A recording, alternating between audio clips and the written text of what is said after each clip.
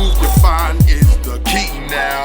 Reach your fear and you will all be free now. Community, it's time to get better.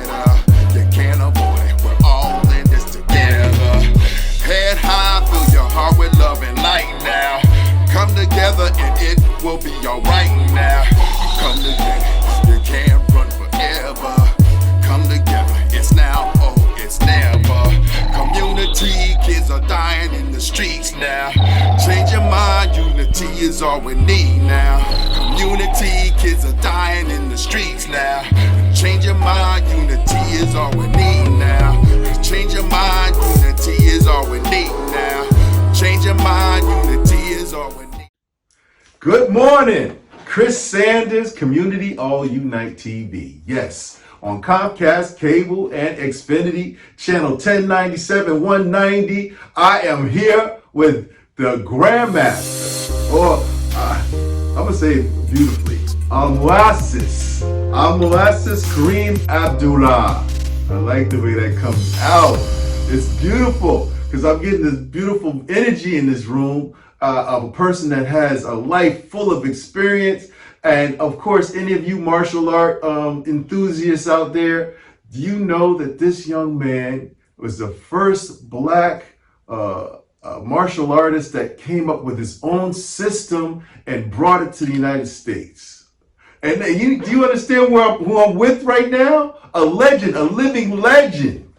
Oh, and the name Assis, he was just explaining it to me, and I want him to talk about it. I want him to give me his storyline, how he got involved in this beautiful science of the martial arts, and how he became the first to come out here and build a system. You know, you have to be a fearless individual to be a pioneer, and he is a pioneer, and he's right across the street from my office. So I feel like I'm in a space of spiritual, a magnet. It's bringing beautiful people from the city of Newark into this space and talking about their life story. So please stay tuned and fasten your seatbelts because we're going on a journey. Please introduce yourself and tell them anything you want. This floor is yours. This platform is yours for 25 minutes. My name is Karriem Abdallah. In karate, I'm called Assis because I'm the founder of a karate system. And Assis is the Arabic word, it means the founder. So instead of calling me Grandmaster or Master, because I'm Muslim, Assis is appropriate. I never tell people I'm a Grandmaster. I tell them I'm Assis. I'm the first black man in the history of America that ever created a karate system, which began in 1967. Matter of fact, the way the karate guys are fighting now, they're fighting in the style that I created, the freestyle. If you name any styles, most people now don't even know the traditional way to fight in those styles because all of them are bouncing around and fighting on one side, you know. But a lot of them, they fall down when different punches and kicks come because they don't know the execution in the freestyle. And I see some people in Taekwondo especially just be bouncing up and down. If I was teaching nowadays, they would get their butts whipped because just bouncing up and down, I mean, there's so many ways you can reach them doing that. So it's just so much. I mean, I'd rather for you to ask me questions. I have so much to offer. Absolutely. I have so many questions to ask you. One is, when did you first conquer fear in your life? Because I know you must have been, were you in China where you learned this system? No. Where did you learn the system? Newark, New Jersey.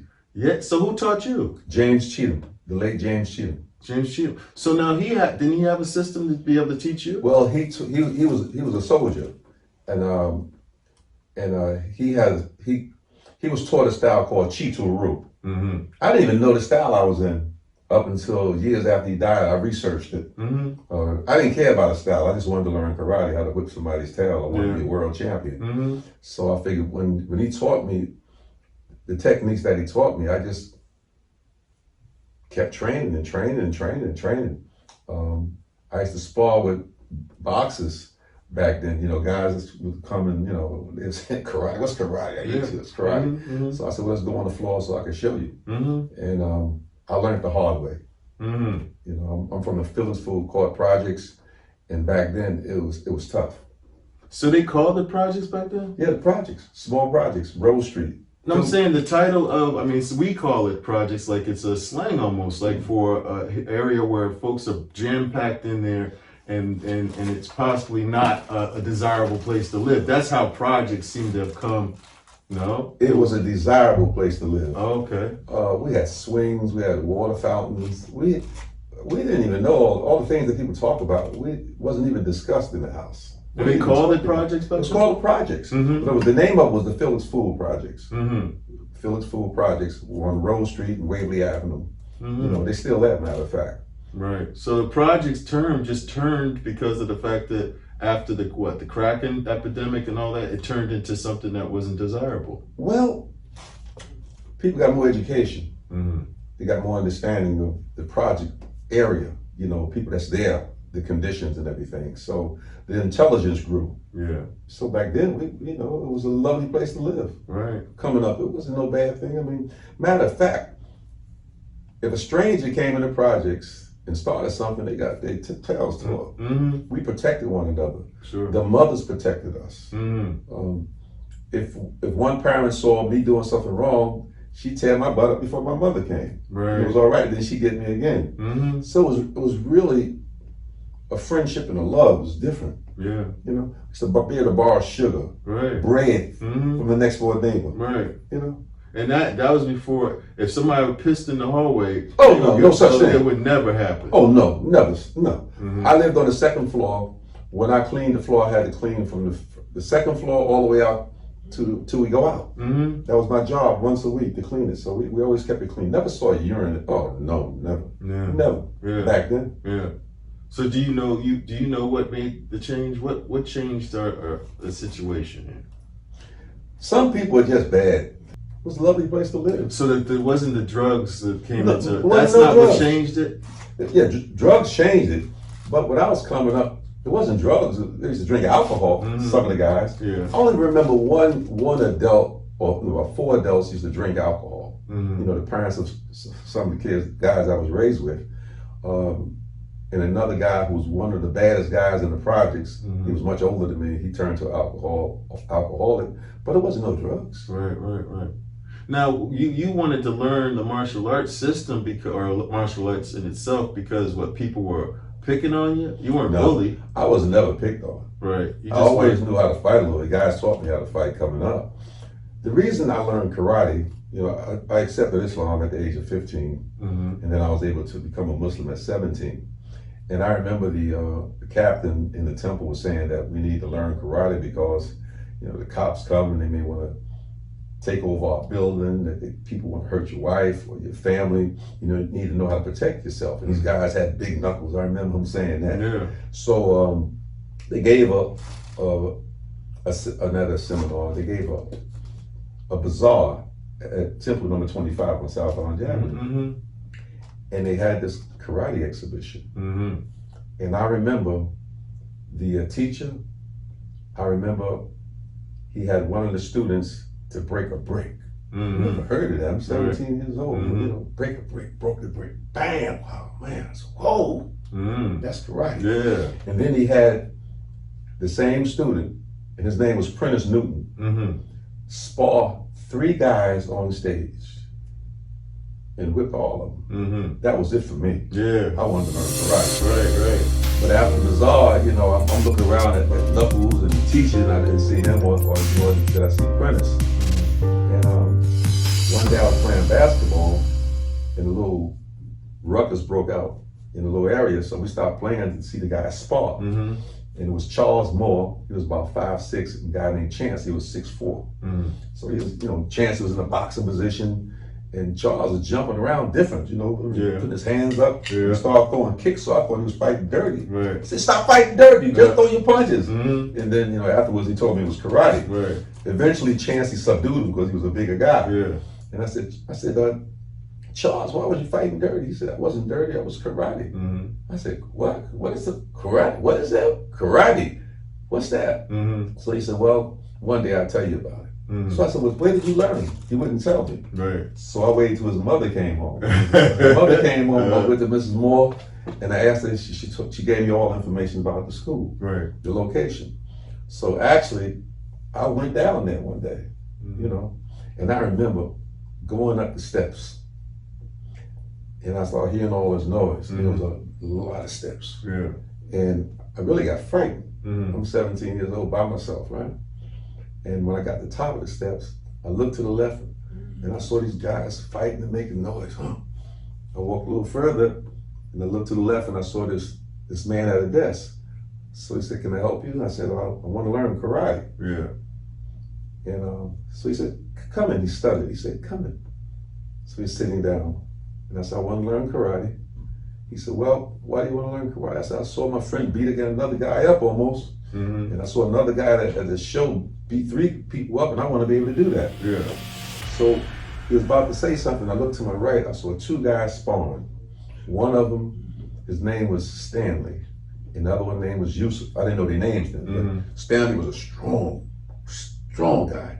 And Yusuf was a little thin guy. Boy, Stanley put something on him. I said, oh, no, I don't want to join if I got to fight them. Yeah. He said, don't worry about that. Right. He said, you come here and learn, you'll be as good as they are one day. I said, you sure? He said, I'm sure. So he told me how much it was. In the uniform, he told me how much it was. And I said, I'll be back. So, I went home.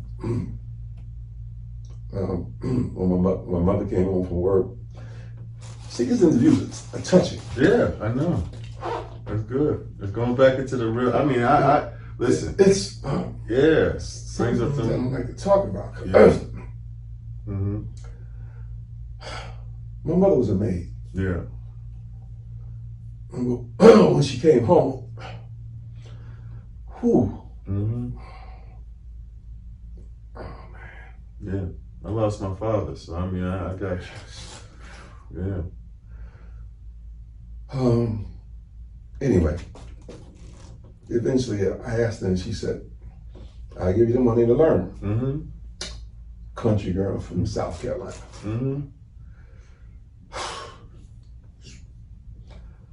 So after that journey, joined the karate school. Oh man. Yeah. Whatever is happening, I gotta tell the people they can't ask me because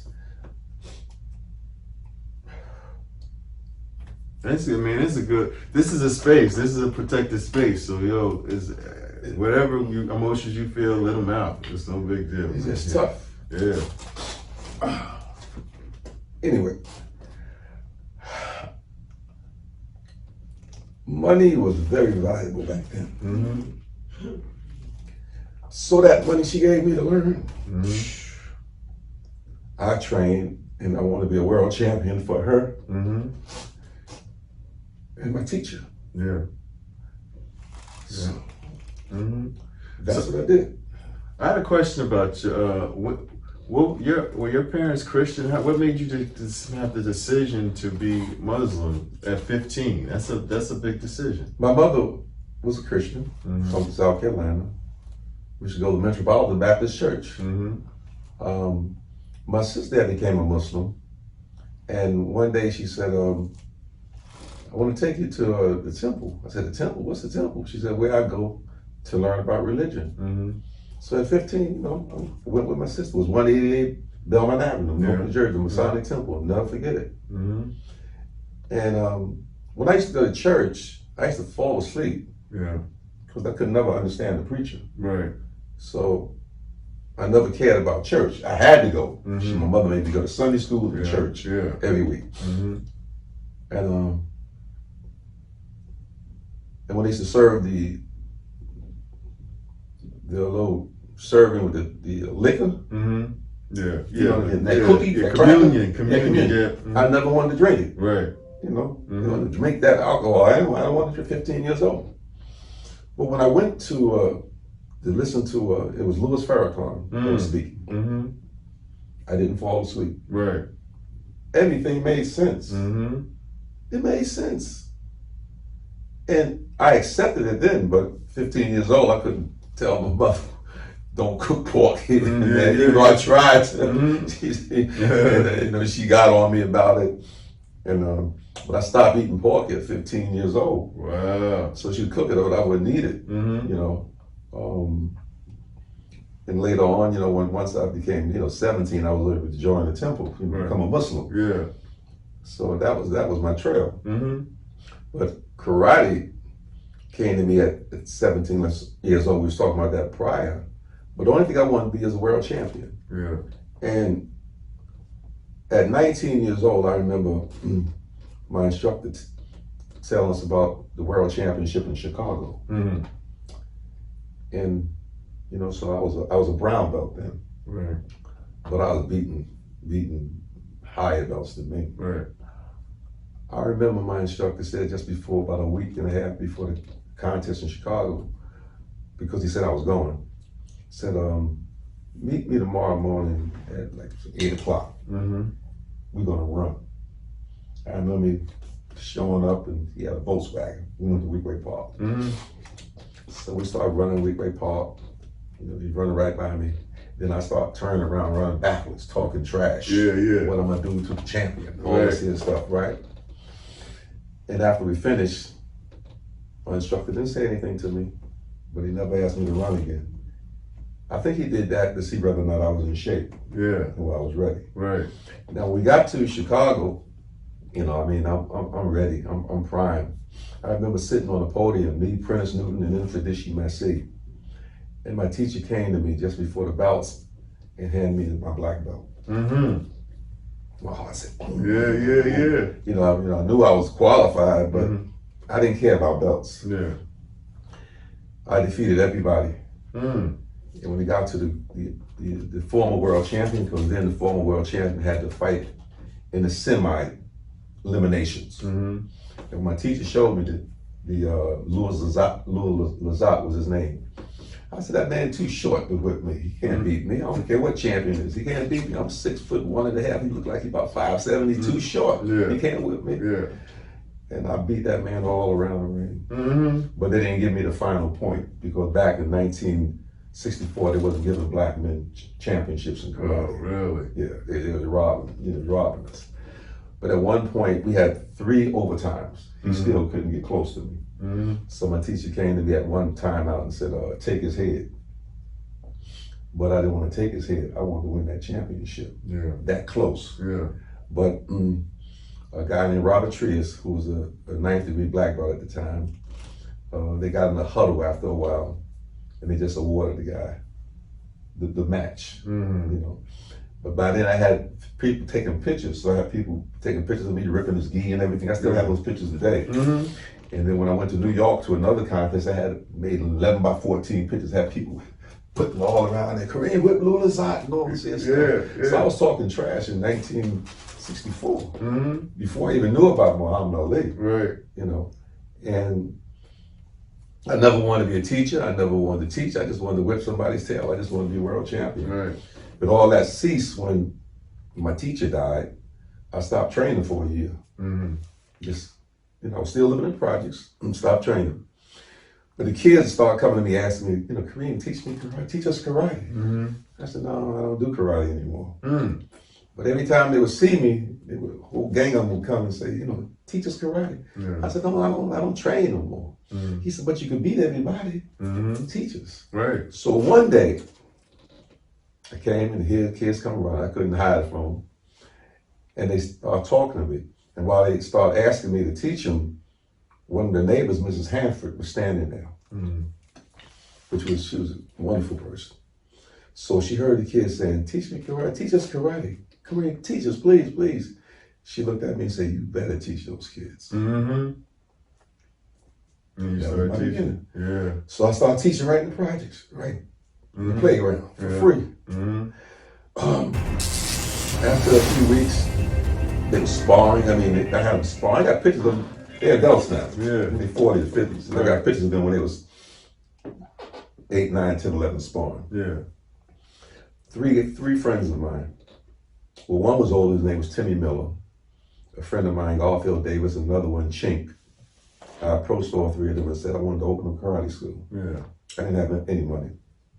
He said, well, how much do you need? I said, well, was searching around for some places, so I saw what the rental was. Yeah. So I said, if I could get $150, I could open a school. Yeah. So all of them gave me $50 a piece. Mm. And that's how I found my first school. Right. But I still wasn't a teacher. Even though I opened the school, I opened it because the kids wanted me to open the school. Yeah. And some adults said you should open a school. I remember the first day I taught, I froze when I got on the floor. Mm-hmm. And there was one student from Chi School, my instructor school, Okay. said, take your time, Karriem. Mm-hmm. And then that's when my exercise came to me and I started teaching. Right. Mm. So how many kids do you think you've taught in your life? People? I taught over 20,000 people. Wow. Mm. And so when did it become a system? Well, the system came, I lived in my karate school. Mm-hmm. And I started dreaming about different moves. Yeah. And I didn't think it was too much. I didn't think too much about it. But so almost every night I had these dreams. Then I started getting up in the middle of the dream, writing it down. Mm-hmm. Mm-hmm. And then start training, start doing the moves, Mm-hmm. right? And it was moving Yeah. around. Yeah. And that's how the system came. Mm. So what is a system? It's called a KA system. So now, what makes it a system? A system when's it is a change form of fighting in Yeah. karate. Okay. They have different styles. Right. In Korea, they have a style of fighting. Yeah. China, they have a style of fighting. Japan, they have a style of fighting. Romania, they have a style of fighting. All of them have a style, right? So a style came to me, Yeah. but not one style of fighting, 25. Mm-hmm. First it was one style, it was the freestyle, then the standard style came, the robot came, the mix-up came, Jack Johnson came. I mean, the different styles came as I taught and taught. Mm-hmm. And the style we got called JJ, get out of my way, like Jack Johnson, right? Mm-hmm. So Yeah. I got a style that fights like Jack Johnson. Right. It's posing, right? Mm-hmm. And I dedicated that to him. Yeah. People don't know that, Mm-hmm. you know. And I taught in all those styles, and I made champions in all those styles. Right. So Karriem, K.A. is Karriem Abdallah. Karriem Abdallah. Now, when I was thinking of giving it a name, I'm talking to myself now. I'm saying a name, good name. I said, Japanese got Shotokan, they got other styles. Koreans have Taekwondo. They got Kung Fu, all that. I said, I can't give it a better name than name it after me. Right. KA system. Yeah. Karriem Abdallah system. Yeah. You know, when Yamaguchi was living, they called the style that he introduced to the world after him. Yes. So named it after me. Mm-hmm. Can you imagine the backlash I got in the 60s? Wow. A lot of them are Muslims now, and a lot of them believe in blackness, but they still don't give me the credit for creating the system because they still have that crab mentality. Yeah. That's why I was never in a movie or anything like that or on another level. But it's okay with me because whatever God gives me, I got. Right. But I know every square inch of the KA system. I know it. Can't ask me a question in martial art I can't answer. Right. You know. So did you ever fight Bruce Lee? No, I challenged them though. Yeah.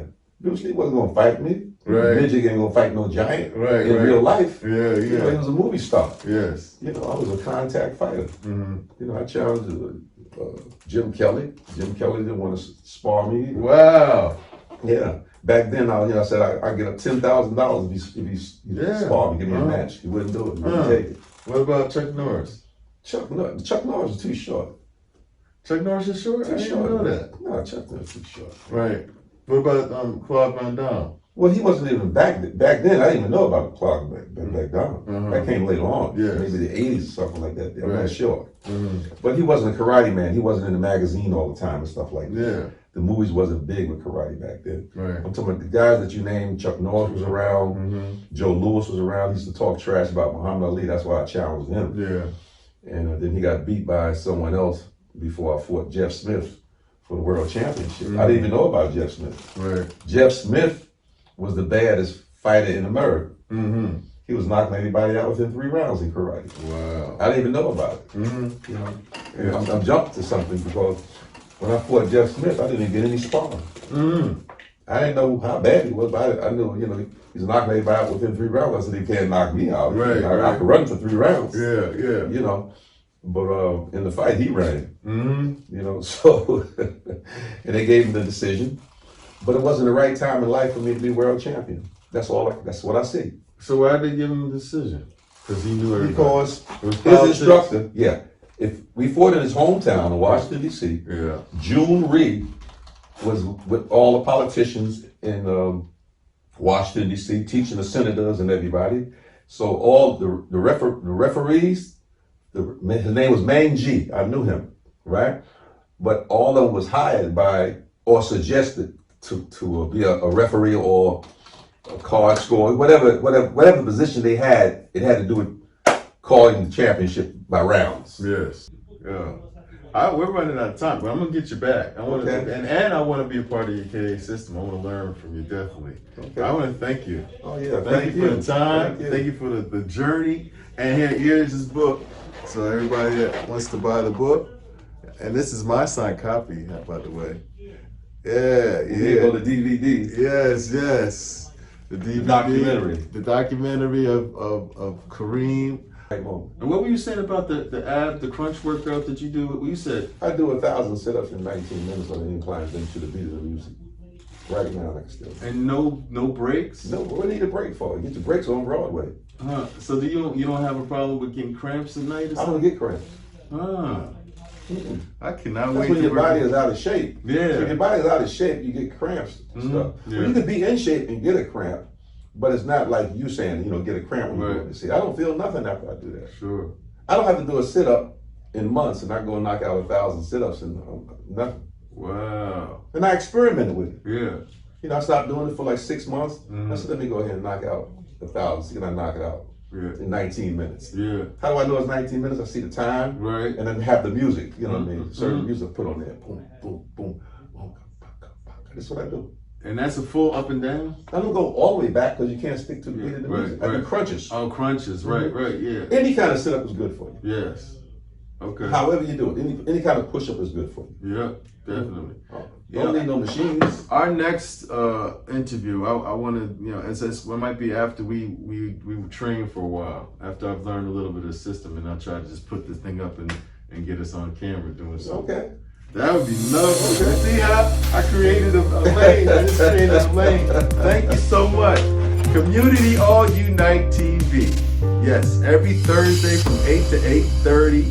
And we are on channel 190 and 1097. Yes, 8 to 8:30 on Thursdays. We're going to get a lot more information. And we want the, I want to say, Almasas back, please, definitely. And I'm sure people are going to want to hear all these martial arts folks. All of us have been raised on watching martial arts movies, and we love to have a legend here. So definitely, please come back. Thank you.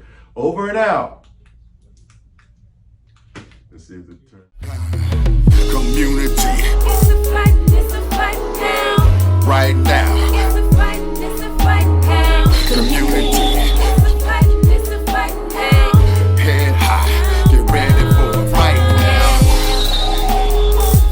It's a fight now. Eyes wide. It's now. It's a fight now. It's a fight now. Just remember and fill your heart with love now. In your truth, you find is the key now.